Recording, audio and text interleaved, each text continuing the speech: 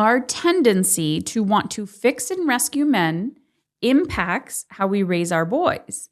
And so when I hear the debate about the invisible mother load, I often give pushback. And the reason why I give pushback is because men also carry an invisible workload that we don't think about.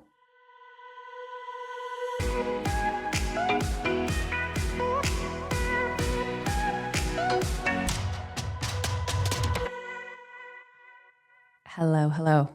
I have been thinking, brainstorming on what I have been challenged with, but also not challenged, what I am challenging myself with. And if you're listening to this, you are a high performer. You are the type of woman who loves challenging herself. And I guarantee you do this at home and you do this in your work, but you may not think you're special. In the sense of what I mean by this is not everyone has the DNA to go for the next level. And sometimes we're doing it because, we're scared. We do not want to become our parents. We do not want our children to feel the way that we felt as a child. We do not want to, quote unquote, fail. But oftentimes what happens is you begin to overperform. And I've been kind of I've been diving into this because I actually don't agree with a lot of what I see on the internet. I also don't agree with a lot of my colleagues when it comes to women and burnout. It's kind of like the fitness industry. And how, when you look at somebody who's in their 40s, 50s, 60s, and you know that they have been athletic or active their whole, for 30 plus years, I look at them and I'm like, what do they do differently, right? And people are like, yeah, habits, blah, blah, blah, identity. But those that I respect and that have they're not trying to be gimmicky, right? They're being honest. They're like, this is actually really simple. It's just boring and nobody wants to do it because boring doesn't sell.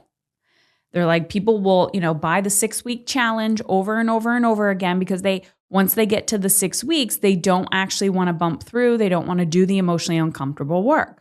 So there's two types of people, the people that want change and the people that are committed to change. And I can say that I'm the type of person that is committed to change. I have been at this for 20 years. Evolution, new level, new devil, new season, kids change. And when I started this, there definitely was that belief, when I do this, then the quote unquote pain will go away. When I do this, life will be easy. But you have to realize that your life, and it doesn't matter if you're thinking about your health, thinking about your relationships, your career, everything is on a path until seasonal change.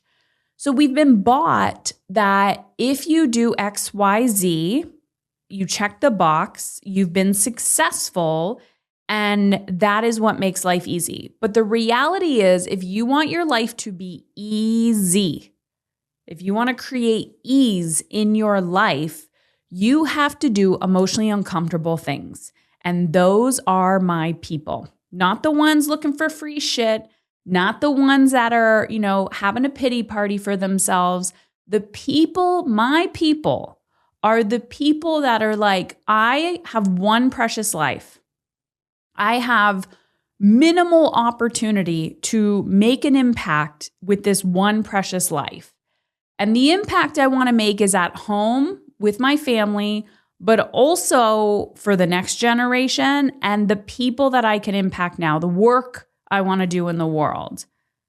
Now, you cannot make an impact on anybody unless you are willing to change your internal ecosystem. So today's topic is all about what my 3 boys have forced me to stop doing recently. So if you've been around for a while, you may know my boys are 13, 16, and 21. They are the whole reason why I do what I do. But when I started podcasting, I think I had 3 kids at the time. My youngest would have been like a year or 2 old. 13, 16, 21. The biggest lie is that when they're 18, you're done parenting. I think that belief came from a culture and a generation of parents who completely disassociated and had zero emotional intelligence skills and just decided to opt out of giving a shit after somebody turned a certain age. That feels like a very government definition of parenting.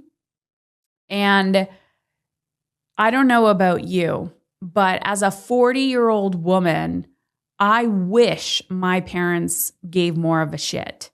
And we all need people. We need people to guide us. We need people to care about us. We need people to hold space for us, to show up for us. And the belief that it stops at a specific age shows me that we are living in a generational gap of humans supporting their offspring. So I have kind of made the conscious decision that I'm not here to wipe my kids' ass for the rest of their life, but I am here to be their rock, to be their person, and to be their guide. And when we choose to be a leader to our children, to be the integrator, to support them along this journey, things will change. There was a reel. Yes, this is where I'm doing my Instagram or my research on Instagram. Not often does something stop me dead in my tracks when I'm scrolling.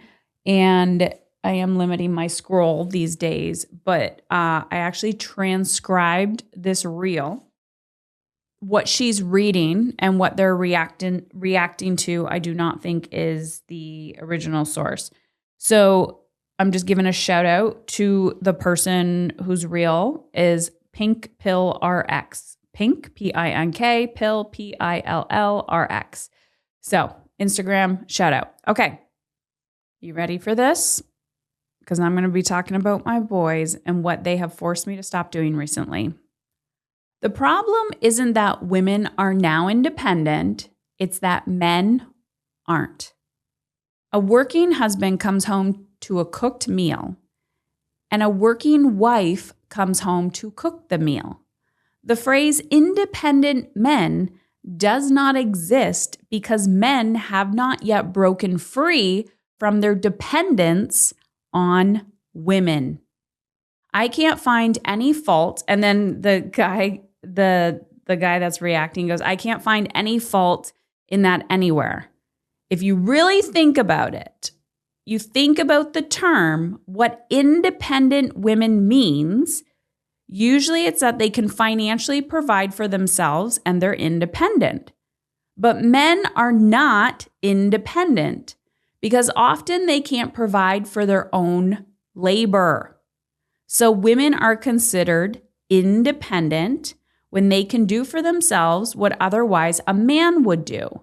So then men would be considered independent using the same standard where we do for ourselves, because remember, this is a man, what we are accustomed for women doing for us, which would be cooking, cleaning, child rearing, nurturing, hands-on parenting. In a nutshell, for whatever reason, I talk a lot about how women continuously oppress themselves, how women continuously live within the patriarchy, within their own minds, their own bodies, and their own household.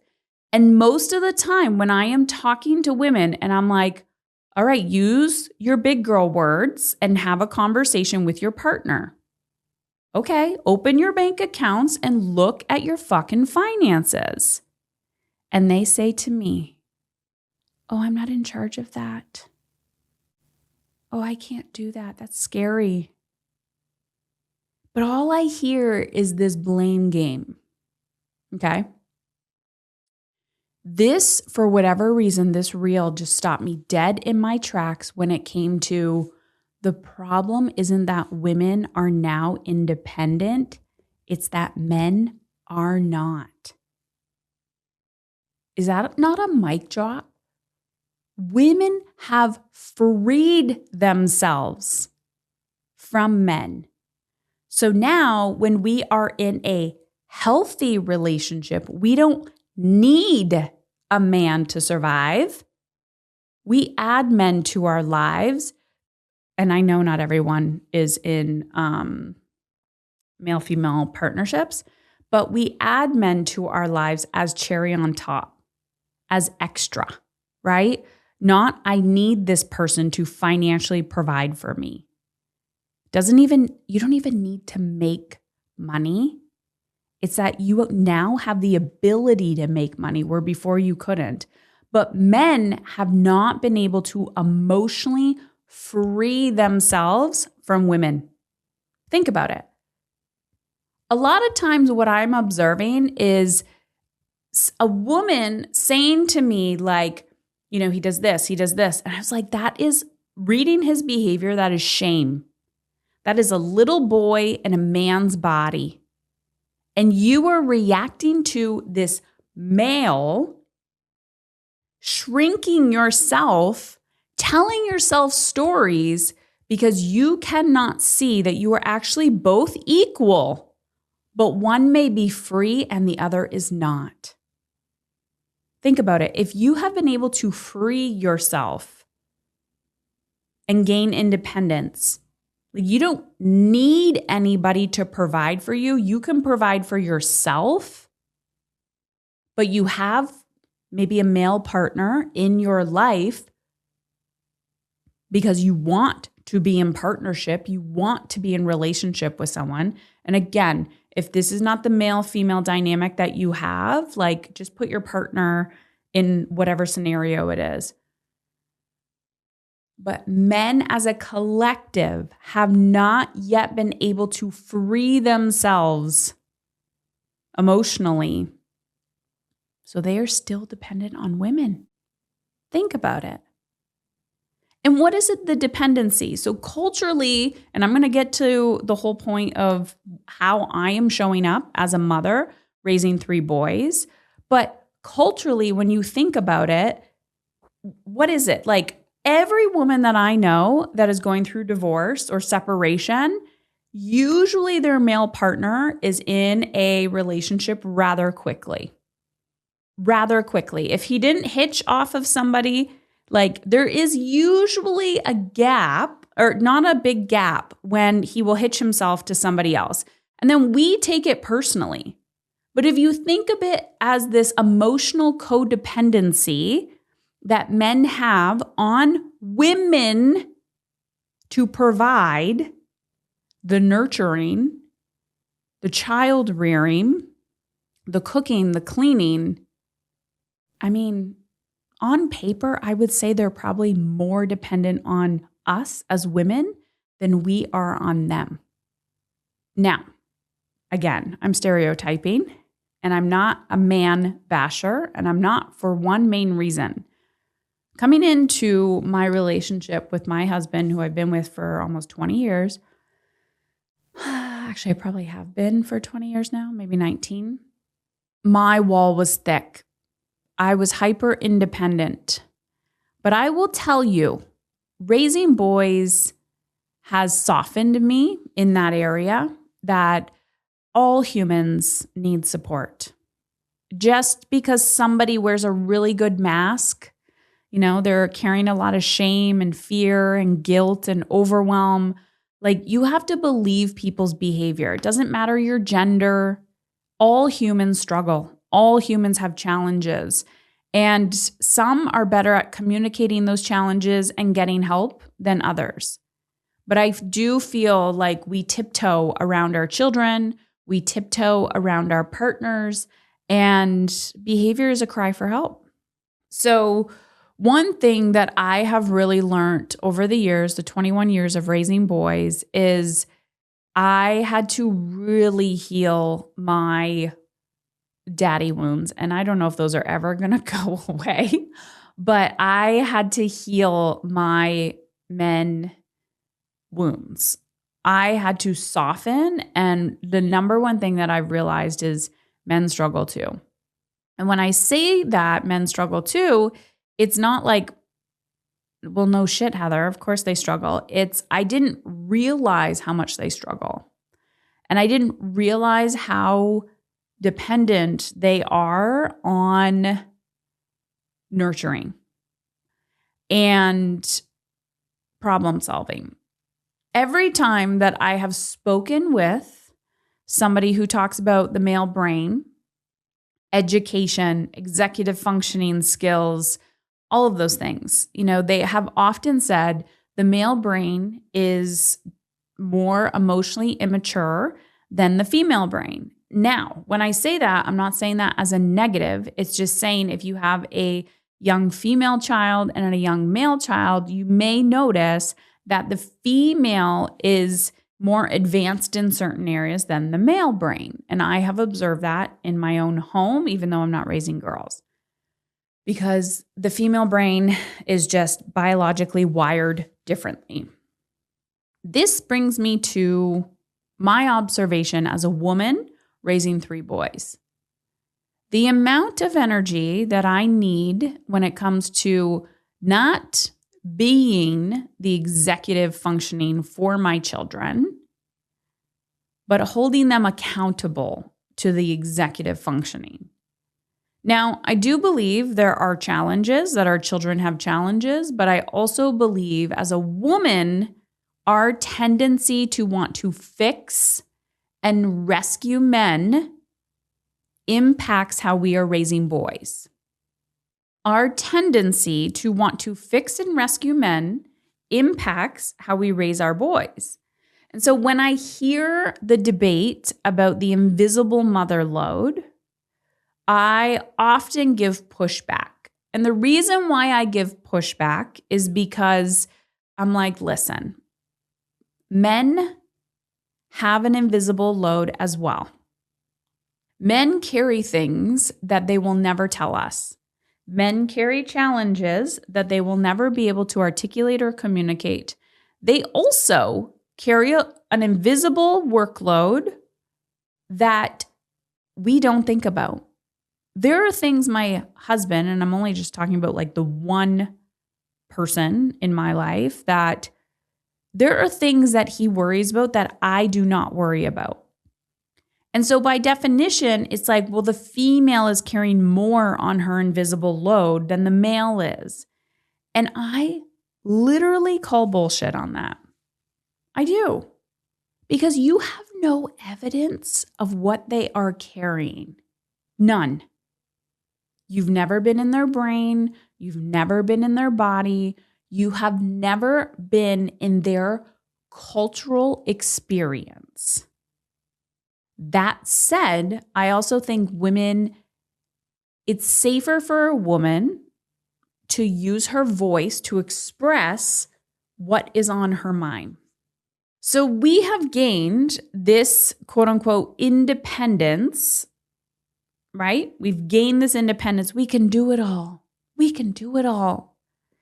And we are demanding and asking, hey, men, I need you to pick up some cleaning. I need you to pick up some cooking. I need you to pick up the child rearing. I need you to pick up all these things. And, they get triggered when we ask, and they're like, yeah, just let me know how I can help. Partially because they don't know how to help. They just don't. And it's sure, we can ask and we can request that men use critical thinking skills and show up. But as a mother, a woman raising 3 boys, this is what I want to tell you about that. One of my biggest fears is raising what I'm going to call a mediocre white man. When I say mediocre, I mean a boy that grows up to be a man that gets in a relationship, regardless of who he decides to be in a relationship with, and expects her, if he's in a relationship with a female, expects her or them to carry the invisible emotional labor and all of the domestic chores. Now, there is a part of me that can see and believes, and although I've never raised biological female children, I have had females in our home before, whether it was friends of my boys, whether it was a female exchange student from another culture. And I'm telling you right now, regardless if you want to complain about this, tit for tat of which one's easier, they show up differently. The amount of energy required for me to role model for my boys that as a woman, it is not my responsibility to do all the cooking, all the cleaning, all the child rearing, all the administrative tasks. The amount of energy and effort that takes, I do not think the average person is willing to undo. I just don't. You have to understand resistance. You have to hold a hard boundary. You have to lean into, what is this behavior truly telling me? What I have observed in my boys in the last year is when you develop a strong foundation with your kids and they feel safe enough to share things with you, they're going to tell you their mental and emotional health struggles. And we've had some. We've had some big mental and emotional health struggles in our home. And for I've told people this when I'm reaching out for support, and the feedback I always get is, that is so great that your boys can articulate that. And I'm like, well, I have taught them that. I have taught them that they can use their voice to communicate what's going on, and that I'm going to actively listen. And not all their problems need to be fixed by me. And I think that is one of the core wounds that I see women do, is that part of their emotional labor is needing to fix their behavior. Our boys do not need to be fixed. They need to be led by a woman who knows her worth. A woman that knows her value as a human on this earth. And in the last little bit, I have actively said to myself, Heather, what is your role in this family? What is your role in this family? And in this season of my life in particular, I am career focused. I am also revenue focused. And because of that, I don't have the capacity to be a full-time domestic engineer. I am career focused, I am revenue focused, and I do not have the capacity to be a full-time domestic engineer.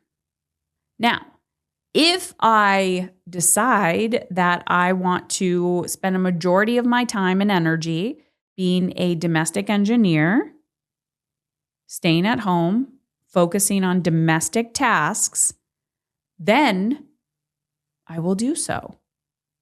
But paying attention to, what are your priorities? My husband's focus in the last 10 years has been more domestic. That has challenged my own beliefs of who I am as a woman.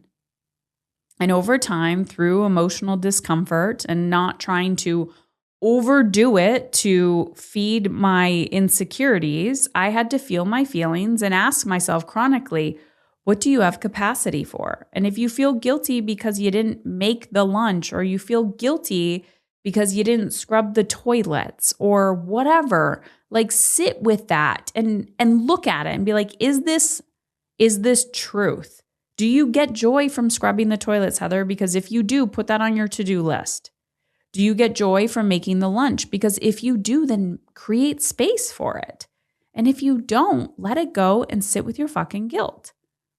Now, I can tell we're headed into a different season in our family where my husband maybe become more revenue focused. Maybe. I can tell we're in a transition. Now, just because he is going to become more revenue focused does not mean that I now need to take on the invisible domestic tasks. If they are on his plate and I don't have capacity on my plate, where should they go? We either both divide and conquer, but if we don't have the capacity to do both, guess what? We have 3 children, 13, 16, and 20. We also have my mom living with us. We also can outsource. The problem isn't that women are now independent. It's that men are not. A working husband comes home to a cooked meal, and a working wife comes home to cook the meal. The phrase independent men does not exist because men have not yet broken free from their dependence on women. I think my goal with my podcast is not to tell you what to do, but to get you to think differently. If you don't agree with me, I kind of like that. Number one, I'm speaking from my own human experience and my own life, my own professional experience, but that does not mean I'm right. I always ask people, what do you think? And oftentimes they'll say to me, I don't know. And I'm like, if you don't know what you think, that's a red flag. The critical thinking we have lost as a society is alarming.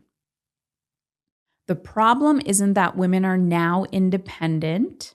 It's that men are not. Men learn to be dependent on women based on how they were raised. Hands down. We know culturally girls are raised differently than boys. We know the feminist movement did such great things until it didn't. And hyper independence is not integration. It's not balance. That there are moments in time where you have to question your own action and say, am I oppressing myself? Like, I get it. You're angry, you're frustrated, you're resentful. But where have you created the men around you, whether you have a male partner or whether you are raising boys? Maybe you have a brother, maybe it's your father. Where are you creating dependence on you? My children definitely have an interdependence on me. I mean, that's an attachment style. That's healthy attachment. But do they know how to cook? Do they know how to clean? Do they know how to maintain washing their own clothes? And I'm talking about children who are old enough to do so. Do they have the financial literacy skills? And if they don't, who is going to teach them? What are they going to do if they ever end up being a single father? Are they going to run to the next female that they can find to do the domestic chores? I have definitely watched this with friends and family when they have been single and they end up in male partnerships and the male has a child. They become the surrogate mother. And he goes and does his thing and he works and she stays home and she cooks and cleans and does child rearing. And I'm like, you do realize that you are in a relationship to do his free labor, that he is not outsourcing the cooking and cleaning. He literally brought you in to solve a problem. And if it works for you, it works for you. And if that's where you gain your value and you feel valuable and it's working, great. But if you're sitting there going, holy shit. Holy shit. My dependence on men financially has gotten me in the exact same situation. This quote was fucking mind-blowing to me. The problem isn't that women are now independent, it's that men aren't. When I read this, a working husband comes home to a cooked meal. A working wife comes home to cook the meal. The phrase independent men does not exist because men not have yet broken free. Okay. The last thing I want to say about this is, like I said, my boys are 13, 16, and 21. The 13 and 16-year-old are at home. They're learning, one's going in grade 9, the other is going in grade 11. We have some emotional intelligence skills that are developing. We have mental health challenges and mental health growth opportunities. We have leadership opportunities. We have, okay, let's cook, let's clean, let's work together as a team, and me holding them accountable to showing up. Now, of course, there's a lot of challenges to get people to quote unquote listen to you, to follow through, and the resistance is real. What I've witnessed in my 21-year-old who has been gone for a year, I've seen him multiple times within the year, but he hasn't full-time lived at home for a year. I would say that the 21-year-old is the most, I wouldn't even say most emotionally dependent on me, because that's not necessarily true. Street smarts, ragingly independent, but watching my children or watching him grow and evolve to challenge himself to do all of the things, obviously not child rearing, to have to cook for himself, to have to clean, to have to, take care of himself. Doing all of those things has been interesting to watch. And I think who I was at 21, and I was a parent at that time, but even as a female, how I showed up and navigated the world at 21 is so different. So different. And I've also watched my boys with this mindset, this cultural mindset that I did not instill in them. Men need to be the financial provider. The obsession, and I know they live in a different time than I did, but the obsession with making money is beyond. And I'm like, listen, there's more to life than making money. You need to maintain your health. You need to maintain healthy relationships. Like finding a sense of purpose doesn't mean you need to find your purpose. I think purpose is a feeling. But helping my kids navigate that, and also the grief. The grief. I say this so many times to my friends. When I'm watching them, they're like, I could never let my child leave. And I was like, if that isn't some fucked up shit, you would never let your child leave? That feels like prison. That is like raging codependency on the patriarchy. The amount of grief and pain my heart went through when he decided to leave, knowing that like his soul was going to come alive.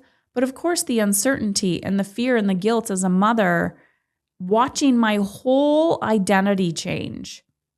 I was willing to feel my own feelings to watch him fly. And knowing that he wants to return home and that he's not running away from home, I think is the greatest gift. The appreciation of a family's culture, a family's life, the legacy that you leave your children knowing they want to spend time with you, not wanting to run away from you. That's the goal. That's the goal. Letting your children have their own identity outside of us, especially boys, to explore is heart-wrenching in a culture that is ragingly over-parenting. We are not doing our boys a service. And I am going to be watching a trend in the next 10 to 20 years where boys are definitely more involved with child rearing. But I'll tell you right now, if you watch it, if you see it, you can't unsee it. The emotional dependency that men have on women, even if they're doing the cooking and cleaning and child rearing, watch it. You won't be able to unsee it. So my question for you today is, where are you overdoing it for the men in your life? Where? Whether it's your father, your brother, your boys, a male partner, where are you overdoing it? Where do you feel bad for them? Where do you secretly, if I just fix this problem, if I just solve this problem for them? I think we're doing men a huge, huge, huge disservice by not holding them more accountable to emotional independence. Emotional independence. But if you do not understand emotional intelligence, you cannot lead with that shit. You can't teach it. All right. Would love to know your opinion. I always love your thoughts. You're welcome to send me a private message on Instagram, tag me, go for a walk and talk, let everyone know you're listening to this episode. And if you are ready, you know where to find me, heatherchauvin.com/time.